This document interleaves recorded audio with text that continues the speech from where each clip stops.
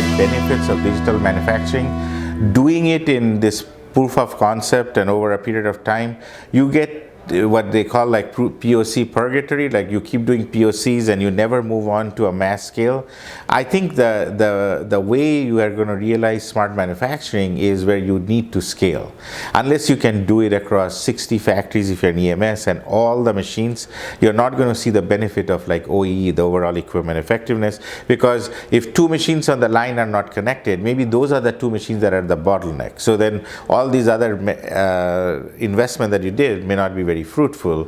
So I think scaling is very important, which means that if you scale by an order of magnitude, which is what needs to be done. So if you're an EMS and you have connected 6 lines, but you need to connect 6,000 lines, then the cost has to be order of magnitude cheaper, which means that the connectivity costs have to be in the few hundred range instead of the few thousand range that they're in.